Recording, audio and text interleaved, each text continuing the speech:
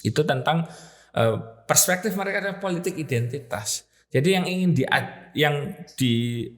istilahnya yang dijadikan tameng untuk menolak wisata halal adalah secara kultur mereka itu bukan Muslim gitu lah. Kenapa harus pakai wisata halal? Assalamualaikum warahmatullahi wabarakatuh. Assalamualaikum warahmatullahi wabarakatuh. Kita kembali lagi di channel IMM Piungan di IMM Talks. Kesempatan kali ini kita bersama Ustadz Gifari Wistiadi. Beliau adalah dosen sekolah vokasi UGM, Prodi Bisnis Perjalanan Wisata, dan juga beliau adalah wakil ketua bidang seni budaya dan pariwisata Pemuda Muhammadiyah, Pemuda Wilayah Pimpinan Wilayah Pemuda Muhammadiyah DIY. Ya. Kesempatan kali ini kita akan ngobrol santai saja karena bukan seminar begitu ya. Jadi kita ngobrol mengenai wisata halal. Nah, sebagai seorang Muslim kita membutuhkan berwisata yang gampangannya yang bisa mendukung kegiatan kita sebagai seorang Muslim. Misal kita beribadah, tetap bisa menjalankan ibadah dengan baik, tetap bisa mungkin mendapatkan makanan yang baik dan seterusnya. Kita sebagai seorang Muslim membutuhkan itu. Nah, kita akan membahas itu lebih dalam bersama Ustadz Gifari. Yang pertama, mungkin sebagai orang awam gitu, kita pengen tahu dulu wisata halal itu sebenarnya seperti apa. Baik, jadi singkatnya wisata halal berarti kan ada dua kata, wisata dan halal. Halal sebagai sifat dari wisatanya itu. Kalau wisata secara umum ini kan orang melakukan perjalanan keluar rumahnya untuk melakukan sebuah kegiatan yang sebetulnya bukan untuk tujuan berbisnis. Jadi ini adalah ataupun bekerja. Jadi wisata ini sebenarnya pada leisure definisinya. Jadi untuk bersenang-senang. Nah, bersenang-senang tetapi dengan cara yang halal. Nah, maka kita kemudian ingat dalam agama kita ada batasan.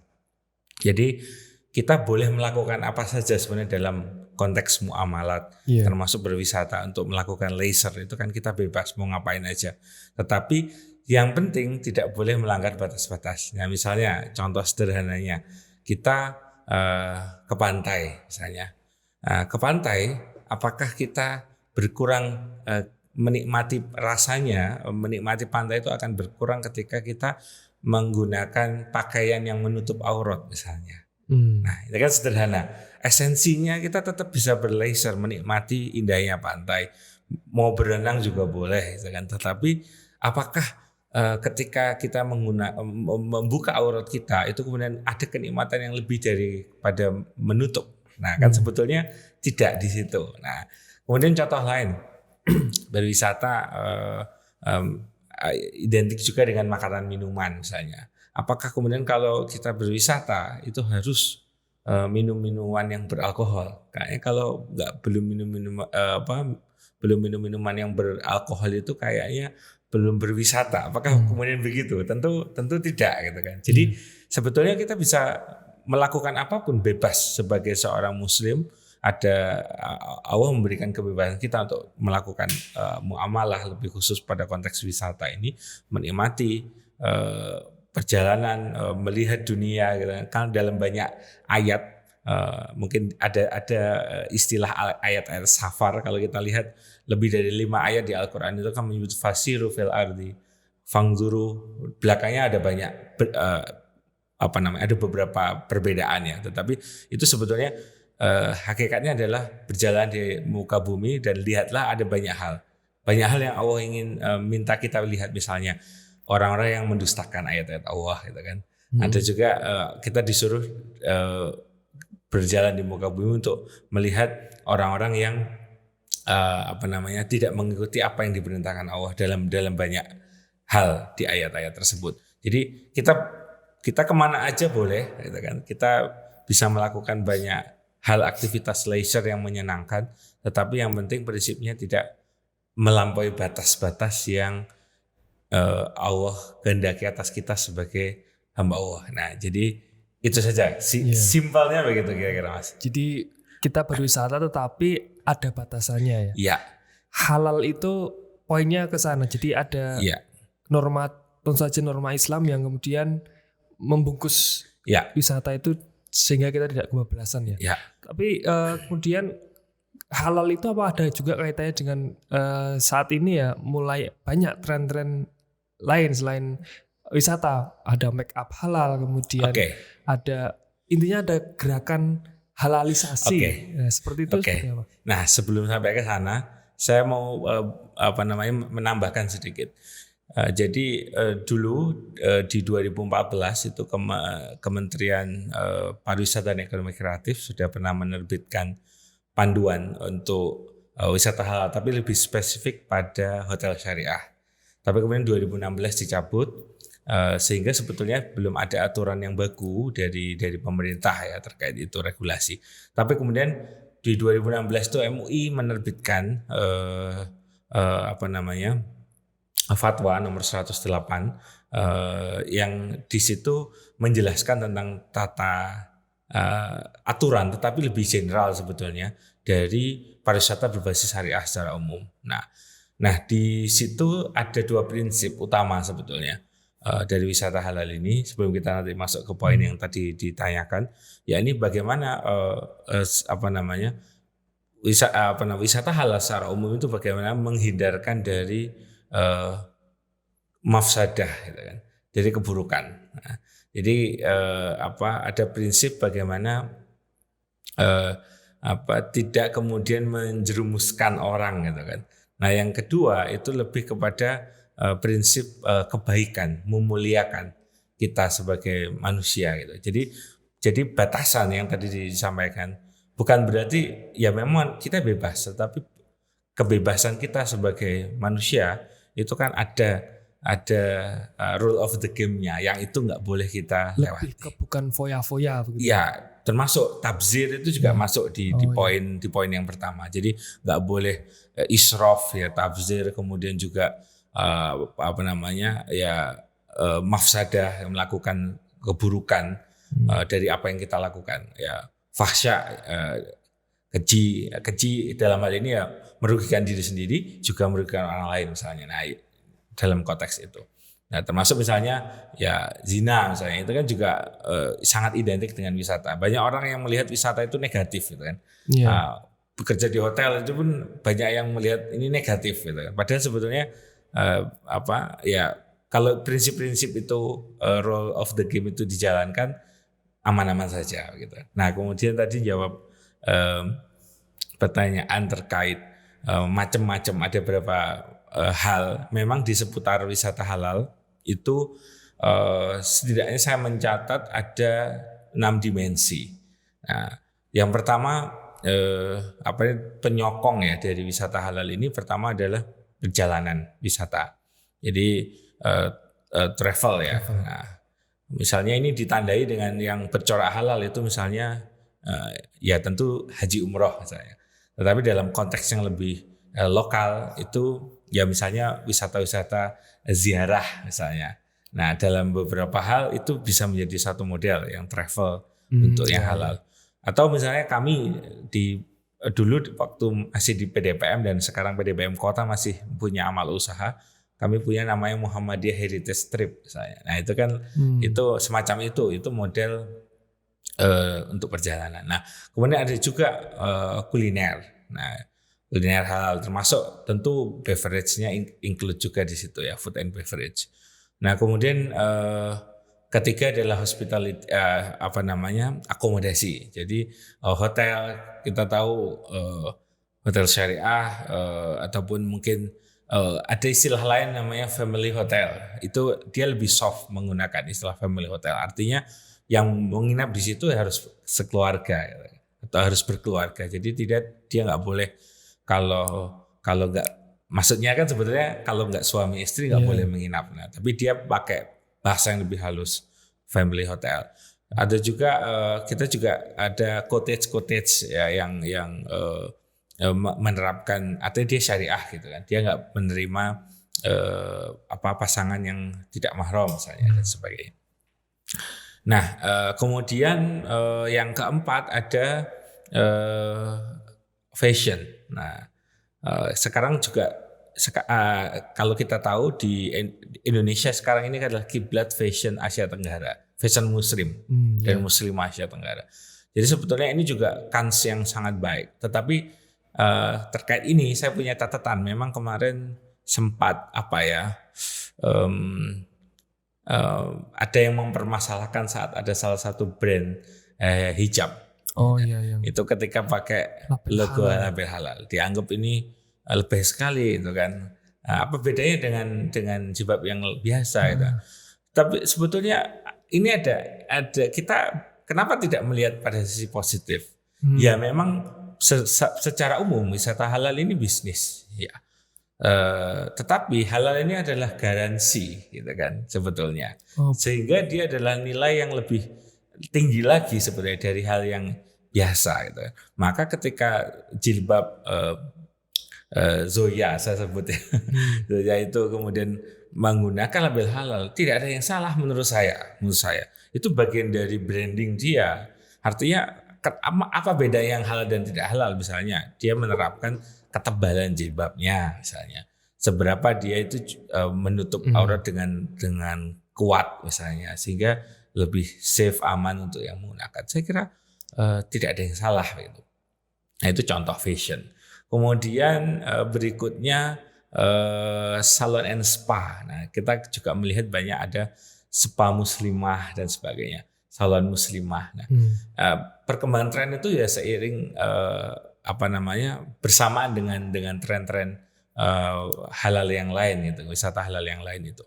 Nah, ini kan lebih khusus muslimah itu punya kebutuhan gitu kan, punya kebutuhan untuk dapat layanan yang dia harus berbeda memang, karena ada aturan aurat muslimah itu tidak boleh tampak pada orang lain, apalagi laki-laki gitu. Bahkan dalam ada satu hadis yang cukup meskipun pemaknaannya berbeda, ini sebenarnya pemaknaan atas ayat bahwasanya aurat perempuan muslim itu tidak boleh dilihat oleh sesama perempuan gitu kan, tetapi yang bukan muslim ya. Meskipun ini ada perbedaan ya terkait pemahaman tafsirnya, tetapi ada beberapa yang cukup strict sehingga muslimah itu beberapa muslimah merasa penting untuk dia punya privacy saat dia masuk salon atau spa, ya hanya yang terapisnya semuanya muslimah di situ, yang bisa melihat auratnya muslimah, dan harus dipisahkan misalnya antara ruang publik dan ruang private treatment misalnya, itu contoh. Nah itu beberapa unsurnya yang menyokong dari wisata halal, gitu kira-kira. Kalau berkaitan dengan dalam tanda kutip juga tuduhan kenapa sih Islam itu tadi berkaitan dengan wisata halal terkesan eksklusif gitu, artinya ya eksklusif tadi harus ada treatment tertentu. Ya, jadi memang ini tantangan untuk menjelaskan dan inilah dakwahnya gitu kan, menjelaskan kepada halayak terkait wisata halal ini, untuk kemudian menjelaskan apakah kemudian betul-betul eksklusif seperti yang dibayangkan. Saya punya logika yang sederhana. Kenapa kita bisa begitu menghormati orang yang difabel, dia berkebutuhan khusus kan, sehingga misalnya akses jalan menuju tempat yang lebih tinggi dia harus disediakan. Kemudian ada pelayan-pelayan yang lebih khusus.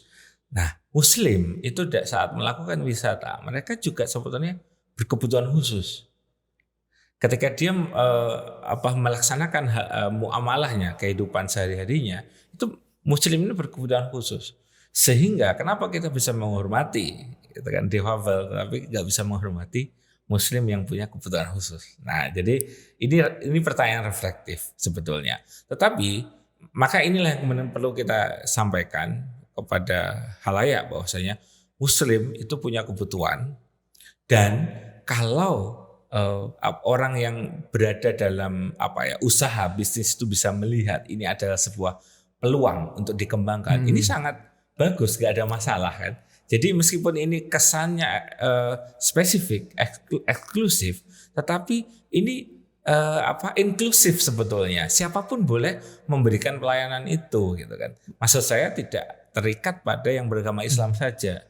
Nah, kita merujuk perkembangan wisata halal ini kan di Singapura, di Taiwan, di Thailand, di Korea, di Jepang. Itu justru pesat. Mereka mayoritas bukan Muslim gitu loh. Yang menyediakan travel, yang menyediakan makanan halal, dia tidak semua ownernya itu Muslim, tetapi tentu dengan standar yang dia ikuti. Jadi beberapa negara itu sertifikasinya salah satunya misalnya rujukannya ke Jakim Malaysia. Dia betul-betul certified Jakim itu untuk dia tidak sembarangan memberikan itu. Atau kemudian di Singapura dia tidak mayoritas Muslim, tetapi dia memberlakukan aturan sertifikasi yang ketat sehingga ketika dia mengklaim yang dijual kuliner ini adalah halal, betul-betul halal gitu. Meskipun yang jual itu misalnya Chinese atau India, ya halal betul gitu kan. Jadi ini tidak seeksklusif yang dibayangkan. Artinya semua orang bisa memanfaatkan seiring perkembangan dari wisata halal ini.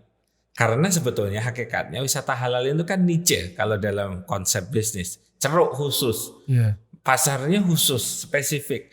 Nah itu bisa dimanfaatkan ya kan dalam perspektif bisnis. Kalau tadi kan itu di negara-negara yang mayoritas non Muslim yang kemudian itu menjadi memang ada wisatawan Muslim gitu. Ya. Nah kalau di Indonesia ini kan kita sebenarnya mayoritas Muslim. Betul. Nah sepenting apa wisata halal itu? Karena misalnya kita juga mayoritas Muslim dan ya insya Allah makanan dan seterusnya halal lah. Nah, itu dia ada anggapan auto halal. Auto halal ini sebenarnya belum tentu gitu loh. Sekarang belum tentu diterapkan dengan benar gitu.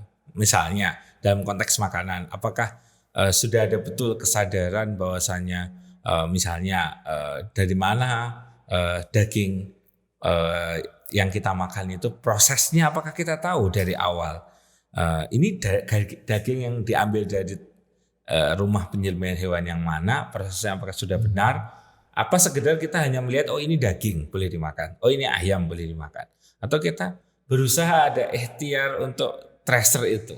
Tetapi kalau itu sudah certified halal, itu dia ada kewajiban moral untuk kemudian sudah melakukan proses tracer itu harus jelas.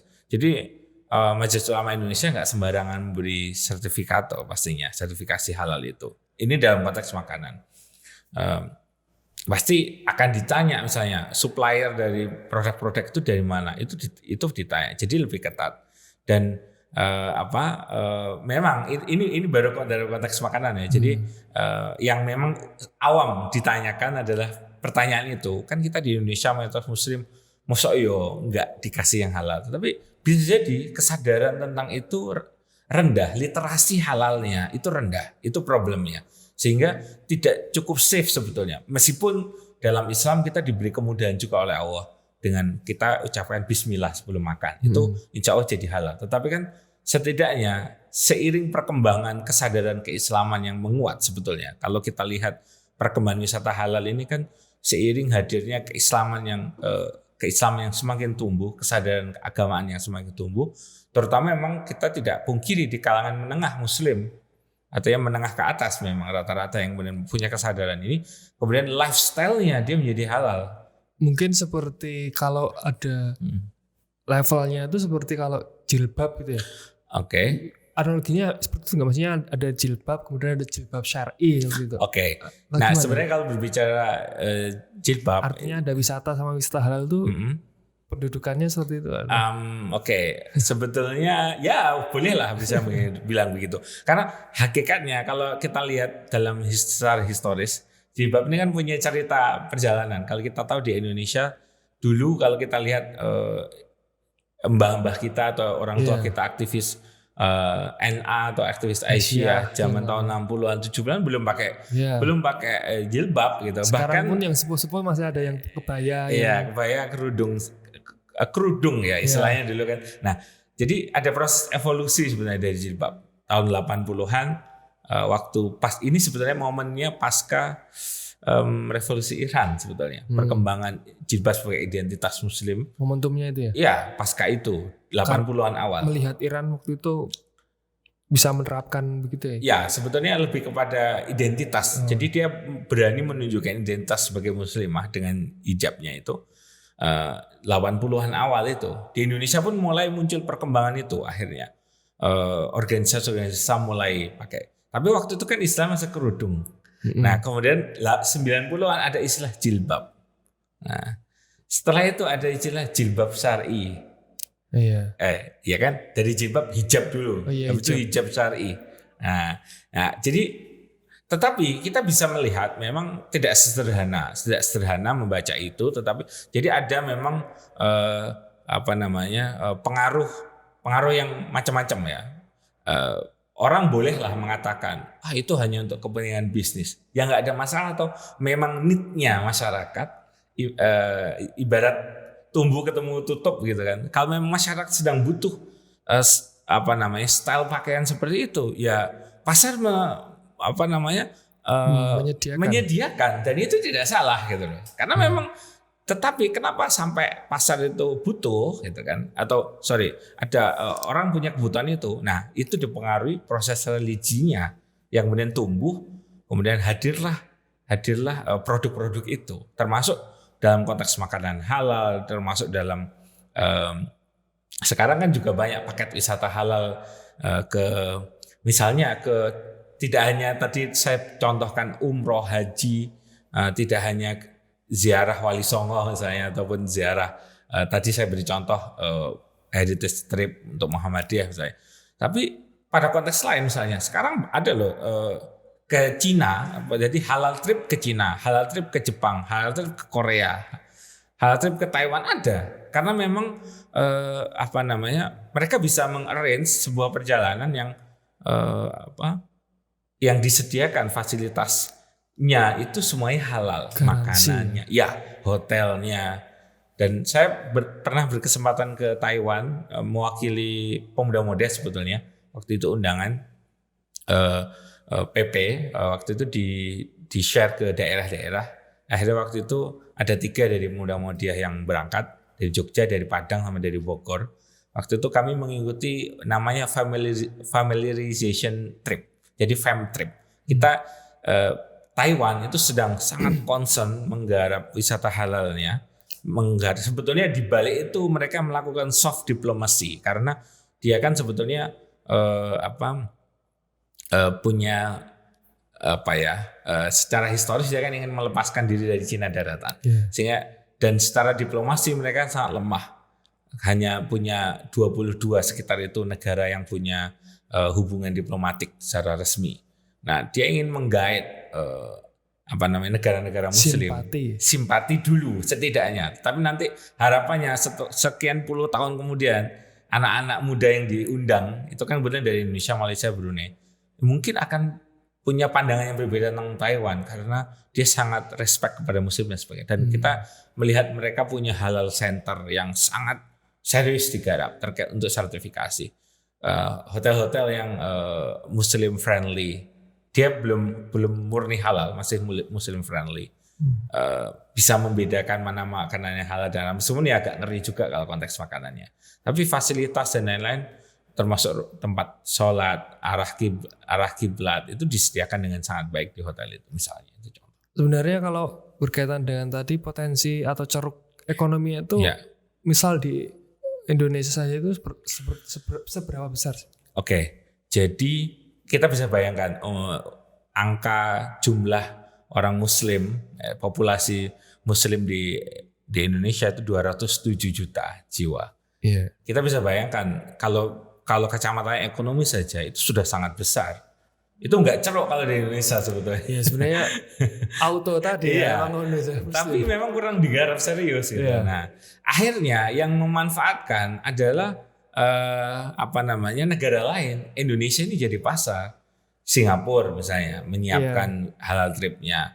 Thailand menyiapkan. Karena memang orang Indonesia kalau berwisata di Indonesia bukan orientasi halal itu mungkin ya. Iya bisa jadi. Mungkin dia merasa tidak terlalu butuh. Menjadi kebutuhan ketika di Ya Indonesia. betul. Maka ini saya mau cerita tahun 2019 kemarin itu ada wacana menerapkan wisata halal di wilayah kebetulan di wilayah minoritas Muslim tapi punya destinasi wisata yang sangat internasional.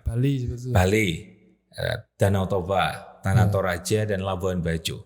Nah 4 tempat ini kemarin ini kebetulan secara populasi Muslim minoritas, sangat kecil populasinya. Tapi di situ ada wacana wisata halal.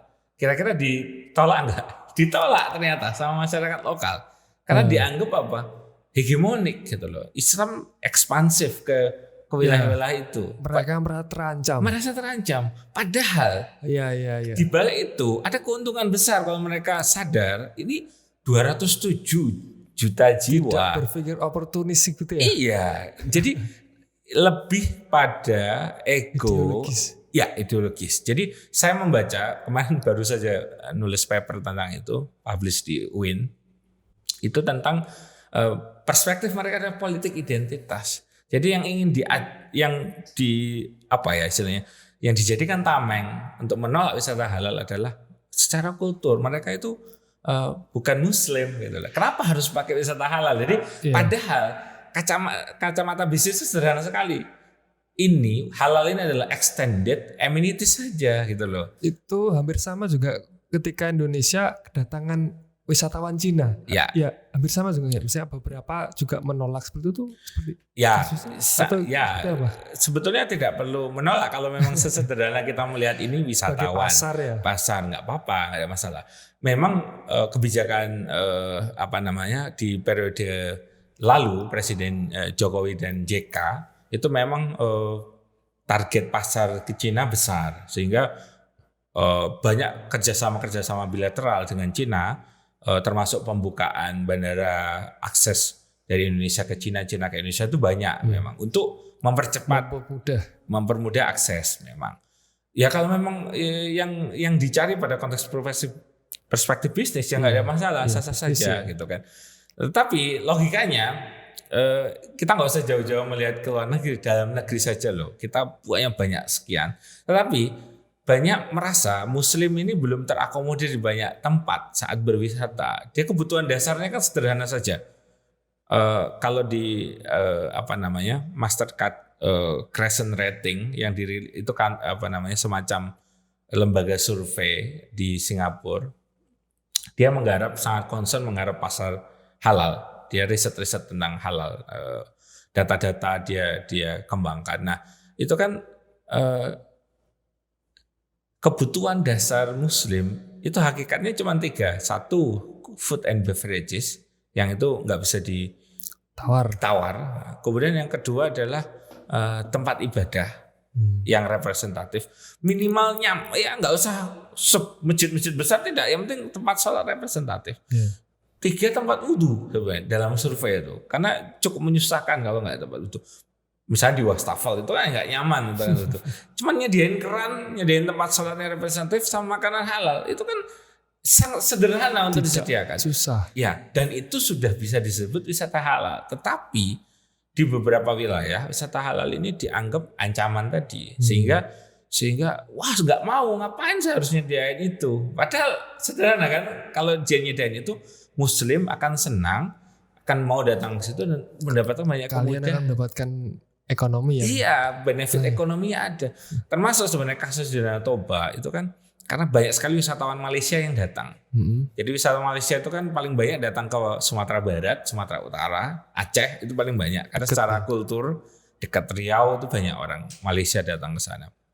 Nah, lebih khusus Toba memang ini kan juga sekarang jadi salah satu destinasi prioritas pemerintah kan. Jadi dulu ada istilah 10 Bali baru, tapi kan diralat istilah itu menjadi prioritas dan super prioritas. Nah, Toba ini termasuk yang salah satu yang prioritas yang sedang digarap pemerintah dalam rangka sebetulnya membuka akses yang lebih baik untuk wisatawan dari Malaysia itu, karena wisatawan Malaysia jelas dia Muslim mayoritas dan punya cukup kuat ya religiusitasnya. Jadi sensitif sekali dia kalau tidak mendapatkan makanan yang halal. Memang karakter wisatawan Malaysia begitu. Sehingga kita sayang kan kalau kehilangan, termasuk ke Bali misalnya. Mereka butuh itu. Ya meskipun kita tahu beberapa tempat itu memang sudah ada masjid, sudah ada tempat halal, tetapi lebih mensounding lagi dengan label. Meskipun label halal itu menjadi problematik bagi sebagian saudara kita yang di wilayah minoritas Muslim, tetapi setidaknya itu anggap saja sebagai extended facilities atau amenities itu saja gitu. Tapi nggak ada salahnya di sounding kan begitu. Iya. Gitu. Kalau di Indonesia sendiri kota-kota tertentu yang sudah cukup baik melaksanakan itu, misal Jogja begitu dalam kondisi lokal ini. Oke, jadi apa kondisinya? Beberapa tahun yang lalu itu kan Kementerian Pariwisata punya namanya Tim Percepatan Pariwisata Halal. Meskipun itu terakhir 2019 yang lalu dan ini belum ada lagi setahu saya. Nah, tim percepatan ini sempat merilis ada kira-kira 8 provinsi prioritas untuk dikembangkan wisata halal. Tentu yang kita sudah tahu dan masyhur NTB kan, NTB yang sudah cukup lama dicoba dikembangkan dan brandingnya cukup berhasil. Meskipun banyak orang yang menanyakan itu beneran NTB wisata halal. Kenapa di Gili Trawangan masih banyak bule-bule yang nggak pakai baju? Nah, orang mengatakan seperti itu. Tetapi ini apa ya? Sebetulnya NTB ini representatif bahwa wisata halal itu bukan berarti kemudian melarang semuanya, tidak. Malaysia itu mengembangkan wisata halal, tapi dia memang menyisakan beberapa kawasan yang memang ya nggak apa-apa kalau memang orang mau ke situ, misalnya di kawasan Bukit Bintang di Malaysia, di Kuala Lumpur, atau di Genting, kawasan Genting Highland. Itu kan untuk misalnya perjudian dan sebagainya, nggak apa-apa di situ. Tapi overall Malaysia ini halal. Nah, NTB mengembangkan itu sebetulnya dan sejauh ini cukup baik, meskipun kritik masih cukup banyak, tapi saya kira lumayan untuk menjadi sebuah branding. Provinsi lain ini yang juga sudah ke arah sana kan sebenarnya Sumatera Barat, kemudian Aceh, kemudian Riau, kemudian Sulawesi Selatan, kemudian Jawa itu sebenarnya DKI yang diplot kemarin itu sempat juga Jogja dan Jawa Tengah, Jawa Timur. Nah itu. Nah jadi cukup banyak sebetulnya beberapa provinsi yang disiapkan itu, tetapi juga itu tadi belum sinkron memang antara pusat dan di daerah. Jadi bingung yang diplot sebagai provinsi prioritas itu bingung mau ngapain juga itu, karena kebijakannya belum match sekali. Nah kalau NTB memang dia ada kesadaran lokal sehingga dia juga dengan branding itu dia coba kuatkan. Akhirnya kan 2016 dia sempat dapat banyak penghargaan termasuk best destination, best halal destination itu kan di NTB. Ya, terus Aceh juga, Aceh ini unik. Basisnya provinsi. Iya memang basisnya provinsi. Bukan kota. Bukan memang. Sehingga ya itu tadi kayak Jogja itu kan juga kemarin sempat ramai. Kenapa Jogja? Jogja ini kan identik dengan budaya Jawa gitu kan. Kenapa harus kemudian jadi wisata halal? Nah, sebetulnya nggak ada masalah itu. Ada branding yang lebih dari satu nggak ada masalah sebetulnya. Tetap bisa dikembangkan. Jogja punya memang potensi-potensi untuk ke arah wisata halal gitu memang. Itu meskipun ya itu tadi ya perlu lebih bijak saja, wise untuk kemudian. Tetapi maksud saya adalah konteks bisa menerima pemerintah lokalnya dan kerjasama dengan pusat, apa tugas di wilayah, apa tugas di pusat. Nah itu yang belum.